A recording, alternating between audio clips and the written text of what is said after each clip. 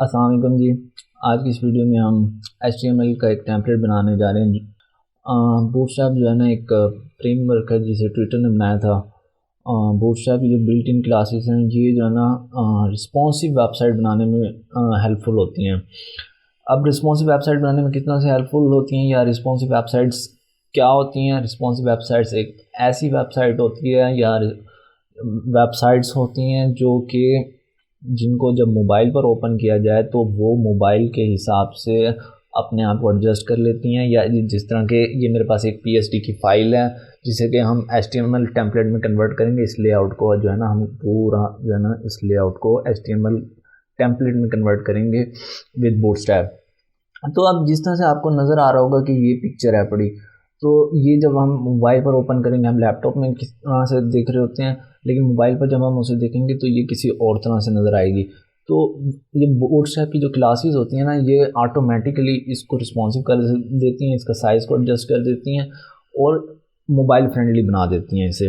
ठीक है।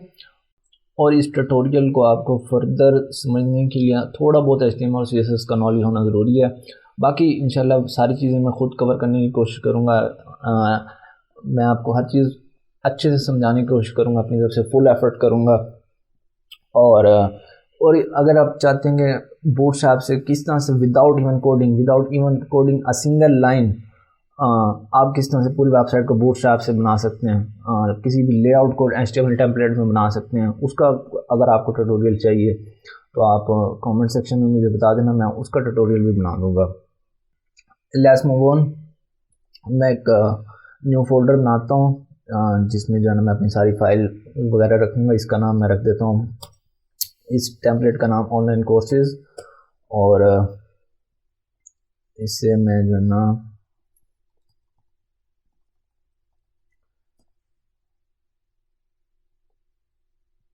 Visual studio code में ओपन कर लेता हूँ।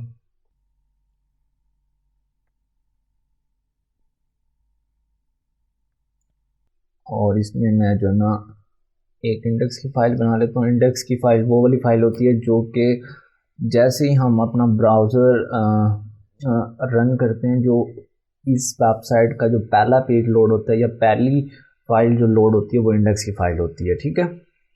अच्छा, और इसके बाद एक मैं style.css की फ़ाइल भी इंक्लूड कर लेता हूँ जिसमें हम अपना CSS का कोड लिखेंगे। और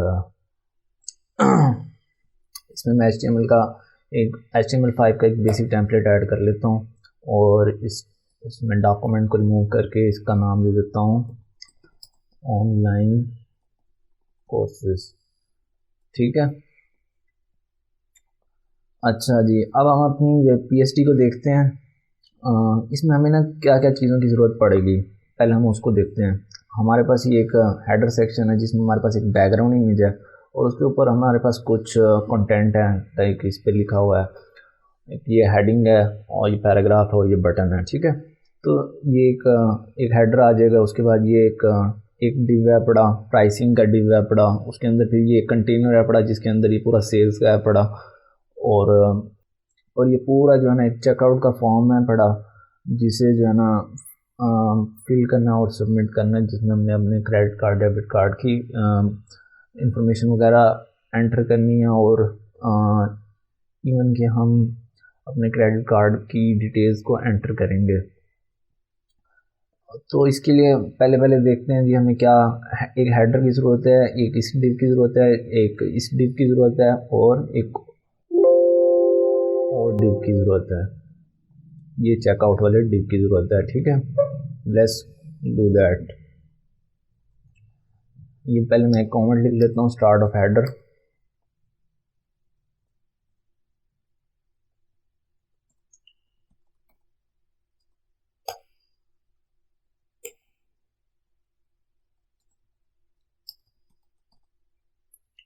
ये इसको मैं यहाँ पे बंद कर देता हूँ और यहाँ पे मैं कमेंट डाल देता हूँ एंड ऑफ हेडर।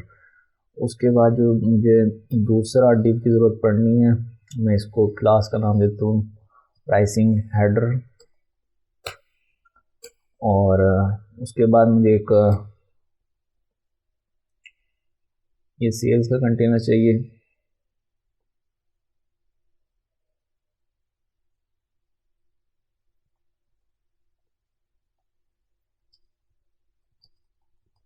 कंटेनर जो है बूटस्ट्रैप की बिल्ट इन क्लास होती है। अच्छा जी, जिसके अंदर रोज़ और कॉलम्स होते हैं। एक रो के अंदर 12 कॉलम्स होते हैं, ठीक है। ये आपको ग्रिड सिस्टम समझना पड़ेगा। और बूटस्ट्रैप की अगर आपको मैं इसको चेकआउट को भी इसको मैं आईडी दे देता हूँ चेकआउट की। ओके, और ये हमने अपना चेकआउट, तो हमें ये अपना बेसिक एक स्केलेटन बना लिया, एक ढांचा बना लिया, एक टेम्पलेट सेट कर लिया। इसी को अब हम प्रोसीड करेंगे। अच्छा जी, उसके बाद ये हमने बूटस्ट्रैप को इंपोर्ट करना है। बूटस्ट्रैप को इंपोर्ट करना है, तो बूटस्ट्रैप की आपको किसी भी चीज़ की इंफॉर्मेशन चाहिए हो या कोई भी किसी भी क्लास की इंफॉर्मेशन चाहिए हो, तो आप बूटस्ट्रैप लिखें और यहाँ पे आप W3 स्कूल्स पे जाके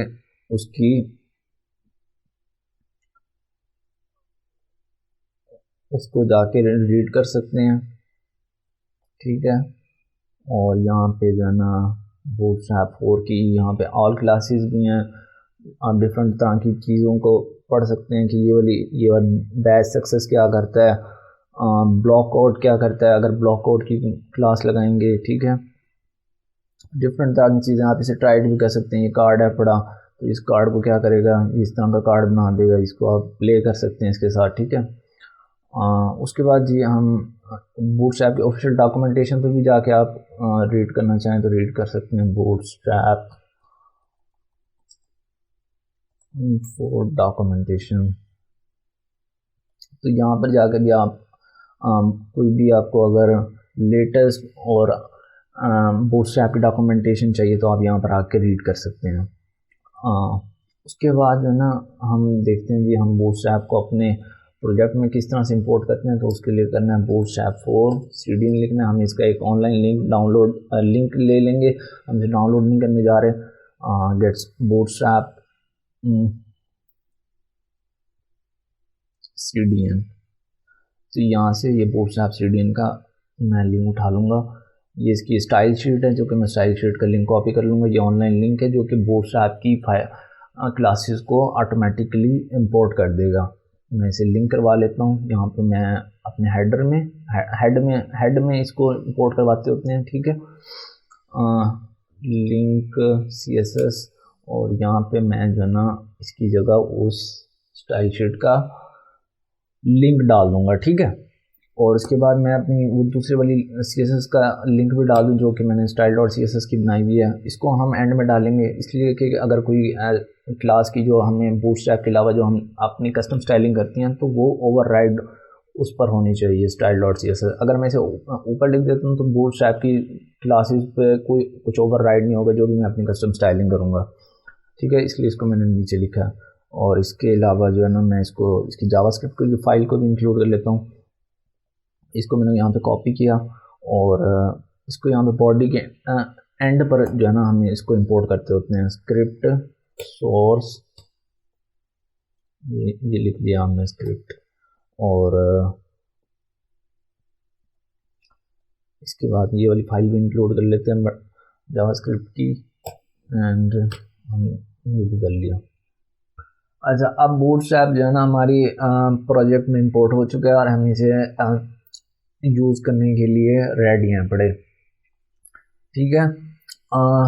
तो हेडर में हम एक जो है ना डिवाइड करेंगे ओवरले का, जिसे हम बाद में कस्टमाइज़ करेंगे। ये बूटस्ट्रैप की बिल्ट इन क्लास भी होती है और इसे हम बाद में कस्टम स्टाइलिंग देंगे और इसका आपको यूज़ बाद में समझ आ जाएगा कि हमने इसे क्यों इंक्लूड किया। उसके बाद मैं एक इमेज इंक्लूड करवा देता हूँ, इमेज। अच्छा, कोई भी इमेज बैकग्राउंड के लिए ये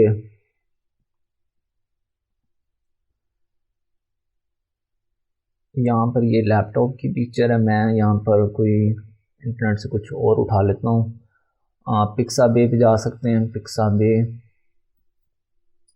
पिक्साबे पे काफ़ी सारी HD में पिक्चर्स होती हैं जो कि कॉपीराइट फ्री होती हैं। आप यहाँ पे जाके फ्री में डाउनलोड कर सकते हैं। मैं यहाँ पे कोई पिक्चर उठा लेता हूँ लैपटॉप की, सर्च कर लेता हूँ। I will use this one. मुझे ये वाली पिक्चर अच्छी लग रही है तो मैं इसे डाउनलोड कर लेता हूँ।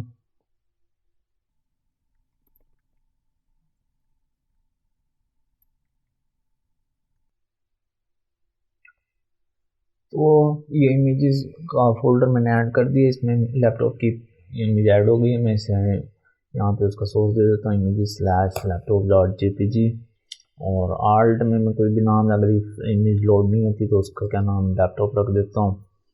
और उसके बाद मुझे एक कंटेनर चाहिए जिसमें जो है ना ये टेक्स्ट वगैरह के लिए, ठीक है, जो भी है। और इस कंटेनर को जो है ना मैं 100% हाइट दे देता हूँ। ये बूटस्ट्रैप क्लास है, H100 लिखने का, ये बूटस्ट्रैप इसको ऑटोमेटिकली 100% हाइट कर देगा। और इसके अंदर मैं एक और डिव बना लेता हूँ, इसे मैं डीफ्लेक्स मैं आपको इसको एक्सप्लेन करता हूँ।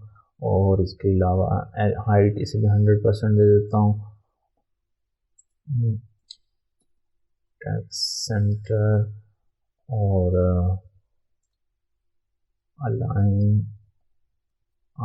अलाइन आइटम्स सेंटर, ठीक है। डी फ्लैक्स बेसिकली जो है ना ये बूटस्ट्रैप फ्लैक्स बॉक्स के सिस्टम को यूज़ कर रहा है। फ्लैक्स बॉक्स क्या करता है, CSS का रूल होता है। What is actually flex box? Flex box ये होता है कि जो भी हमारे रिस्पॉन्सिव एलिमेंट्स होते हैं उनको उनकी पोजीशनिंग को ऑटोमेटिकली एडजस्ट कर देता है, ठीक है, जो कि कंटेनर के अंदर होते हैं। इस कंटेनर के अंदर जो भी एलिमेंट्स होंगे उनको ऑटोमेटिकली रिस्पॉन्सिव कर देगा और एडजस्ट कर देगा उनकी पोजीशनिंग को, ठीक है। इसके अंदर जो है ना हम एक और डिव बना लेते हैं विद द विड्थ ऑफ 100। इसके अंदर हमें क्या चाहिए, लेट्स जस्ट ऐड H1, और H1 को जो है ना हम दे देते हैं डिस्प्ले -3, और इसके अंदर लिख देते हैं अनलिमिटेड ऑनलाइन कोर्सेज। अरे डिस्प्ले 3 जो है ना ये हेडिंग्स के लिए यूज़ होती है। डिस्प्ले 1 जो है ना काफ़ी बड़ा साइज़ होता है, डिस्प्ले 2 उससे थोड़ा सा छोटा होता है, डिस्प्ले 3 उससे छोटा होता है, और डिस्प्ले 4 उससे भी छोटा होता है। तो ये आप इसे बूटस्ट्रैप की डॉक्यूमेंटेशन में जाके देख सकते हैं और इससे प्ले कर सकते हैं कि किस तरह से दिखता है। और जो है ना इसके बाद हम हमें क्या ऐड करवाना है, हमें ये watch anywhere advance your career को ऐड करवाना है। हम एक पैराग्राफ ऐड कर लेते हैं जिससे जो है ना हम watch any time anywhere at your own pace. P को जो है ना हम एक क्लास दे देते हैं लीड की। लीड जो है ना बेसिकली इस टेक्स्ट को एम्फसाइज करती है, मतलब एम्फसाइज मतलब इसको जो है ना थोड़ा सा स्ट्रॉन्ग कर देगी। इसे मार्जिन बॉटम दे देते हैं 0 का। और अब इसे जितना हमने कर लिया इसे हम देखते हैं जी, बल्कि इसके बाद मैं एक बटन भी लिख लूँ तो उसके बाद हम देखते हैं जी हमारा बना क्या है, उसे हम जाके देखते हैं। ब्राउज़र में जाके मैं एक बटन ऐड करवा लूँ, पी ऐड करवाता हूँ। पी के अंदर एक बटन ऐड करवा लेता हूँ, ये लिंक। और लिंक जो है ना मैं बेसिकली इस चेकआउट को दूंगा, ठीक है। जब इस बटन पे क्लिक होगा तो इस चेकआउट पे चला जाएगा, ठीक है, चेकआउट। तो मैं इसे क्लासेस दे देता हूँ BTN की, जिसे जो कि इस लिंक को बटन बना देगा, बटन। और उसके बाद मैं इसे बटन प्राइमरी दे देता हूँ जो कि इसे ब्लू कर देगा। इसको मैं बटन का नाम दे देता हूँ इनरोल नाउ, ठीक है। अब मैं इसके लिए एक एक्सटेंशन भी इंस्टॉल करता हूँ लाइव सर्वर की, जिससे जो है ना ऑटोमेटिकली ये रेंडर होता जाएगा जब जैसे ही हम इसे सेव करेंगे। ये लाइव सर्वर की एक्सटेंशन है विजुअल स्टूडियो कोड में। मैं इसे इंस्टॉल करता हूँ। इंस्टॉल हो गई है। अब मुझे क्या करना है, F1 पर प्रेस करना है और यहाँ पे सर्च करना है लाइव सर्वर। मुझे इस पर प्रेस करना है live server, open with live server. ठीक है, तो मैं इसे अलाउ एक्सेस कर देता हूँ।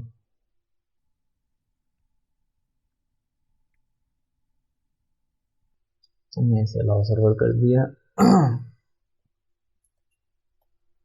तो ये अजीब सी कुछ इतनी बड़ी सी पिक्चर नज़र आ रही है, ये इधर लेफ्ट राइट जा रही है और नीचे हमारा ये भी नज़र आ रहा है। बटन को भी हम थोड़ा सा सेट कर लेते हैं, उसके बाद पिक्चर को भी सेट करेंगे। Button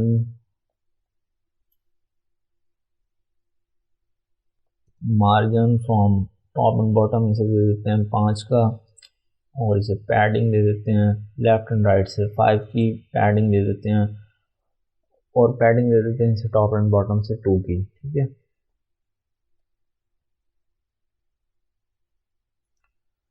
now is looking good.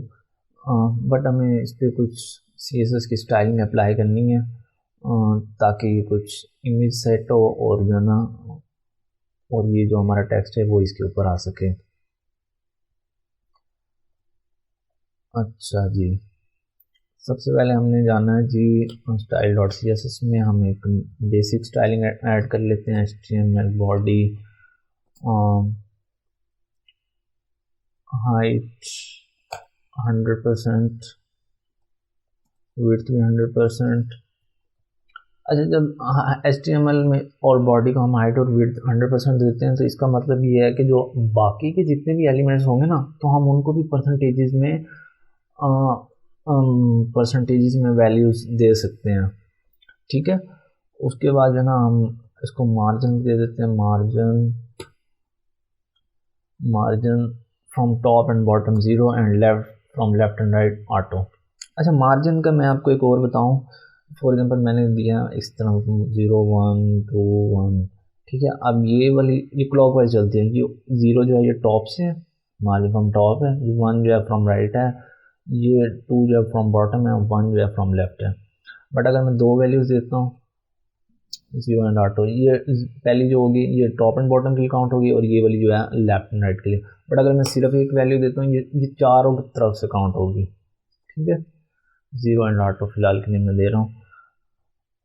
उसके अलावा जो है ना हम इसका बैकग्राउंड कलर चेंज करते हैं, बैकग्राउंड कलर ब्लैक कर देते हैं, और जो हमारा टेक्स्ट का कलर होगा उसको हम वाइट कर देते हैं। ठीक है, इसके अलावा जो हमारा पैराग्राफ का टेक्स्ट होगा उसको भी हम वाइट कर देते हैं। उसके बाद ये हेडर की स्टाइलिंग पे आ जाते हैं। हेडर की स्टाइलिंग करते हैं, पोजीशन हम इसे दे देते हैं रिलेटिव की। अच्छा, रिलेटिव पोजीशनिंग क्या, रिलेटिव और एब्सोल्यूट पोजीशनिंग, ये दो चीज़ें होती हैं। What is relative positioning? Relative positioning एक ऐसी पोजीशन होती है एलिमेंट की जिसे जो है ना दूसरे एलिमेंट्स के रिलेटिव चलना पड़ता है। It sounds a little bit, ये तो सा अजीब सा लगता है कि रिलेटिव चलता है। मतलब ये है कि अब मैंने हेडर के ऊपर अगर फॉर एग्जांपल मैंने कुछ हेडर के ऊपर कुछ और चीज़ दी हुई है, इससे ऊपर कुछ एक हेडिंग H1 दी हुई है, तो वो इससे रिलेटिव हुई ना, वो इससे पहले आई तो वो इससे पहले शो होगी, तो ये उसके बाद आई तो ये उसके बाद शो होगी। तो ये इस तरह से रिलेटिवली चल रही है। पेज में हमने लेफ़्ट पे अगर इसे असाइन किया हुआ तो ये लेफ़्ट पे जाएगी, हमने इसे मार्जिन लेफ़्ट दे दिया तो ये लेफ़्ट पे जाएगी। तो ये पेज के फ्लो से चलती है। मैंने अगर इसके बाद अगर इसको हेडर के बाद दिया है फुटर, या मैंने इसके बाद एक और डिव बनाया तो वो इसके नीचे आएगा। ठीक है, तो ये रिलेटिव पोजीशनिंग होती है, मतलब पेज के फ्लो के हिसाब से चलना is actually the relative positioning. इसका भी जो है ना हम बैकग्राउंड कलर जो है ना हम ब्लैक कर देंगे, और हाइट 100%, इसकी भी विड्थ भी 100%,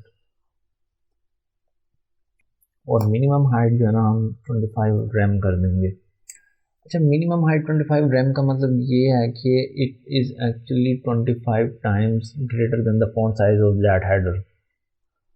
मतलब कि जो फॉन्ट साइज है हेडर का उससे 25 टाइम्स ग्रेटर मिनिमम हाइट है।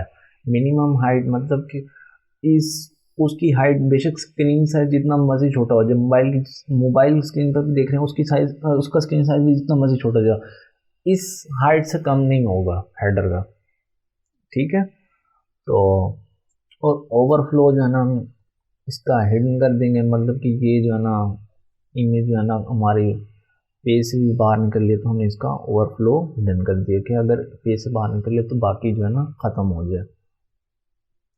लेट्स लुक एट कि अब हमारी किस तरह से लग रही है। अब मैं इसे ऊपर नीचे कर रहा हूँ तो ये ऊपर नीचे नहीं हो रही है, इसका ओवरफ्लो ख़त्म हो गया, इसने 100% हाइट एंड विड्थ ले लिए। ठीक है, मैं इसे नीचे ऊपर नीचे करने की कोशिश कर रहा हूँ, कुछ नहीं हो रहा है। बट एक और चीज़ भी होगी, हमारा जो हमने कंटेंट लिखा था टेक्स्ट वगैरह वो भी उड़ गया, वो भी नज़र नहीं आ रहा। हमें उसको इसके ऊपर लाना है और इसको बैकग्राउंड में लेके जाना है, और तो ये चीज़ को हमें सेट करना है। अब वही उसी की स्टाइलिंग करने जा रहे हैं। हेडर के अंदर अगर आप देखें, हेडर के अंदर हमारे पास इमेज है, तो हमें इसे किस तरह से करना है, हमें पहले हेडर को सिलेक्ट करना है, उसके बाद इमेज को। अब इसने हेडर के अंदर जो इमेज थी उसे सिलेक्ट कर लिया। अब हम इसकी स्टाइलिंग करेंगे, इसकी पोजीशन को जो है ना हम एब्सोल्यूट करेंगे, पोजीशन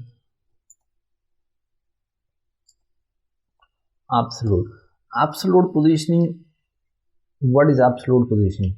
एब्सोल्यूट पोजीशन ऐसी होती है जिसे हम रिलेटिव के ऑपोजिट होती है, वो रिलेटिव नॉर्मल पेज के फ्लो के साथ चल रही होती है। इन एब्सोल्यूट पोजीशनिंग हम एब्सोल्यूट में क्या करते हैं, हम उसे नॉर्मल फ्लो से हटा देते हैं और उसे जो है ना अपनी मर्जी से पेज में किसी भी जगह पर लगा देते हैं। तो ये एब्सोल्यूट पोजीशनिंग होती है, मतलब उसे नॉर्मल फ्लो से हटा देते हैं उसके और अपनी मर्जी से हम उसे जहाँ पर चाह रहे होते हैं उसे वहीं पर लगा देते हैं। मैं इसकी थोड़ी सी, मैं चाह रहा हूँ कि इसे मैं टॉप से 50% कर दूँ और लेफ़्ट से भी 50% कर दूँ। इसकी मिनिमम विड्थ 100%, मतलब इतनी पूरी स्क्रीन लेनी है इमेज ने। मिनिमम हाइट वो भी 100%। और इसके बाद जो है ना जेड इंडेक्स जो है ना बेसिकली क्या करता है, जब इसकी वैल्यू 0 होती है तो ये उसे बैकग्राउंड में डाल देता है। 1 इज़ डिफ़ॉल्ट वैल्यू, नॉर्मल जो भी आपको नज़र आ रहा है पेज पर वो 1 है। ठीक है, 0 जब हम करते हैं तो वो उसे बैकग्राउंड में डाल देता है, बट अगर हम 2 करते हैं तो वो इसे बैकग्राउंड में नहीं बल्कि उन एलिमेंट्स के ऊपर डाल देता है। ठीक है, तो हम इसे बैकग्राउंड में इस इमेज को डालने लगे तो इसे जेड इंडेक्स 0 कर देते हैं। और इसके अलावा मैं एक ट्रांसफॉर्म करने लगा हूँ, एमएस ट्रांसफॉर्म। ये सफारी के लिए मैं इसे ट्रांसफॉर्म कर रहा हूँ, तो इसे मैं ट्रांसलेट कर रहा हूँ, ट्रांसलेट x माइनस 50% और ट्रांसलेट y वो भी -50%। इसे मैं डिफरेंट ब्राउजर्स के लिए भी ऐड कर लेता हूँ, ये मैंने सफारी के लिए ऐड किया है तो इसमें 3 दफ़ा और पेस्ट कर लेता हूँ। मोज़िला के लिए ऐड कर लेता हूँ, मोज़िला के लिए, वेबकिट के लिए भी ऐड कर लेते हैं और इसे एक नॉर्मल ट्रांसफॉर्म भी रख लेते हैं। ठीक है, सॉरी ये ट्रांसलेट वाई हो गया सारे, ये पहले वाला ट्रांसलेट एक्स है।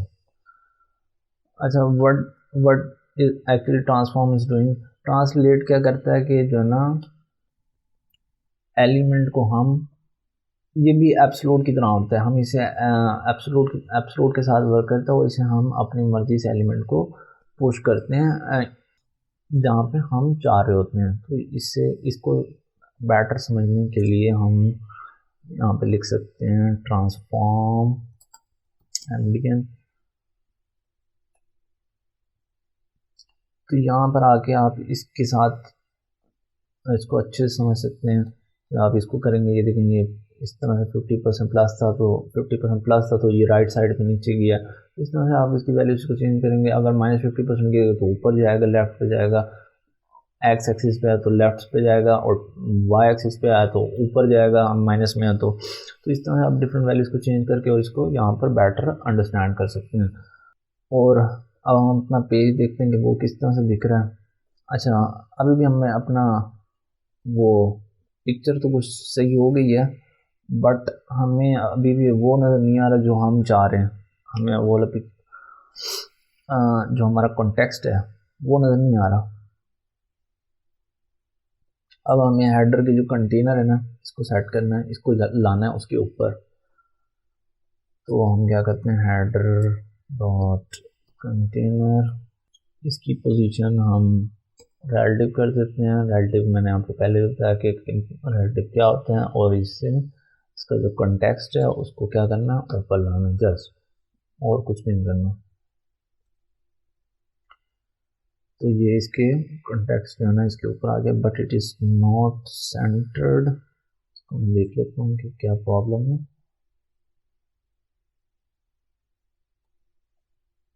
width 100%. Okay, now it is centered.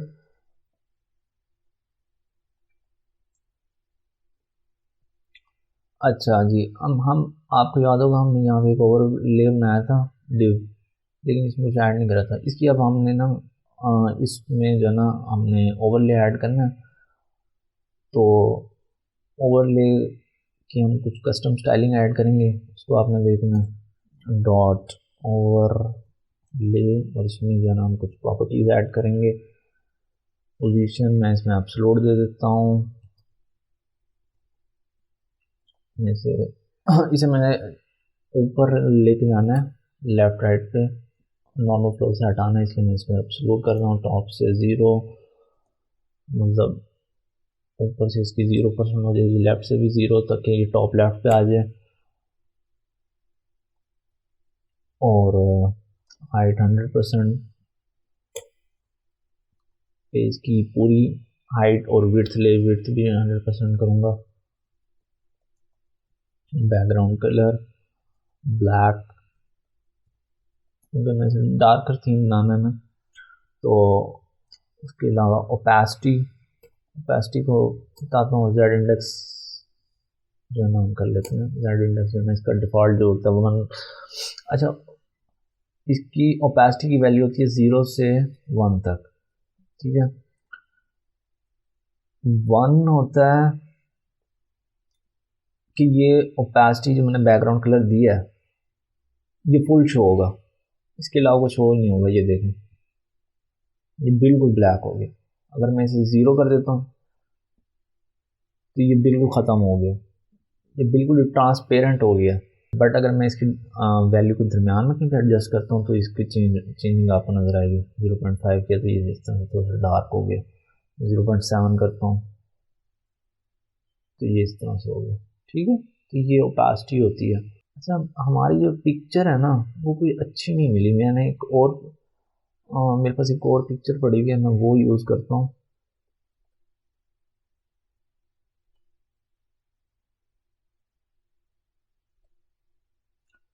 No, ये वाली पिक्चर अच्छी है। रिमूव मैं अगर कर देता हूँ 0, तो आप अगर पिक्चर देखें तो पहले इस तरह से दिख रही थी, नाउ आई एम यूजिंग 0.7, तो अब इज लुकिंग गुड। तो हमें डार्कर थीम लाना है, तो वो वाली पिक्चर अच्छी है। वो वाली पिक्चर अच्छी नहीं थी इसलिए मैंने उसे रिमूव कर दिया। आज के लेक्चर में इतना ही। आगे फिर हम जो है ना इसका ये प्राइसिंग सेक्शन भी बनाएंगे, और इसका जो है ना चेकआउट फॉर्म भी बनाएंगे। और आपको वीडियो अच्छी लगी हो तो लाइक कर देना और सब्सक्राइब भी कर देना। Thank you very much for watching. अल्लाह हाफिज़।